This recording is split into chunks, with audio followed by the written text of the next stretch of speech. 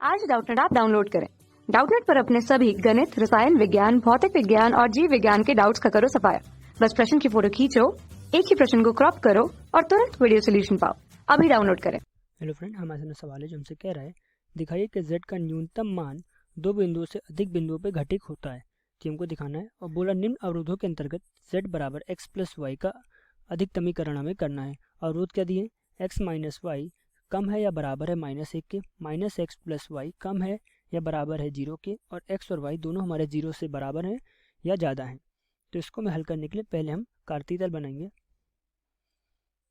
तो ये हमारा कार्तीय तल है, इसमें हम सभी रेखाओं को पहले अंकित कर देते हैं। तो पहली रेखा जैसे हमको दी हुई है x माइनस वाई कम है या बराबर है माइनस एक के।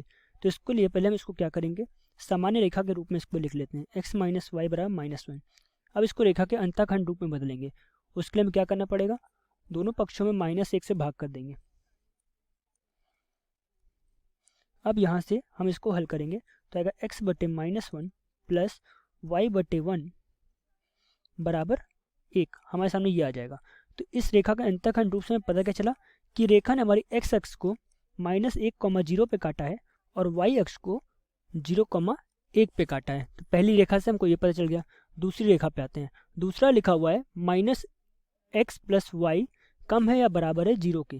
तो दूसरी रेखा लिखेंगे माइनस एक्स प्लस वाई कम है या बराबर है जीरो के।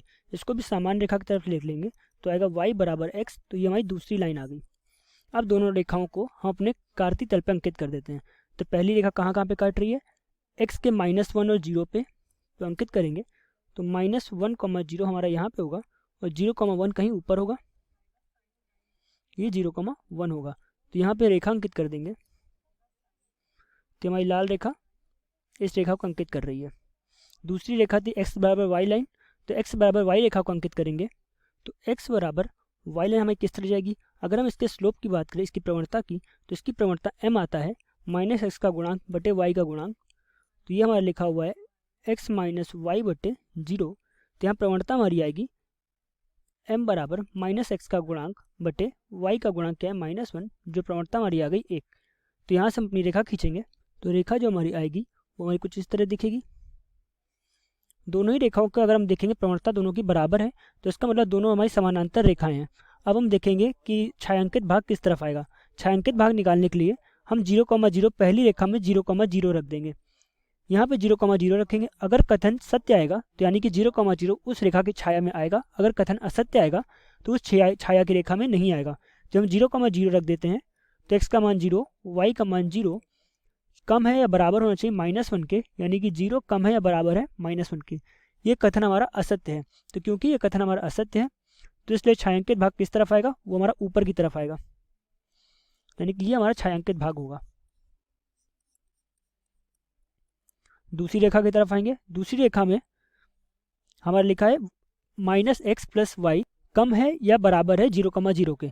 तो इसके लिए हम जीरो कमा जीरो नहीं रख सकते हैं क्योंकि उसके लिए रेखा मान हमारा निश्चित नहीं कर पाएगा। तो इसके लिए हम रखेंगे जीरो कमा एक। जीरो कमा एक को रखेंगे, देखेंगे अगर कथन सत्य आया तो छायांकित भाग जीरो कमा एक की तरफ जाएगा। अगर कथन असत्य आया तो छायांकित भाग उसके उल्टी दिशा में जाएगा। तो रख देते हैं। तो रखेंगे जीरो प्लस एक कम है या बराबर है जीरो के। तो हमने देखा ये कथन हमारा असत्य आ गया। कथन असत्य आया तो छायांकित भाग दूसरी तरफ जाएगा। दूसरी तरफ का छायांकित भाग बना देंगे।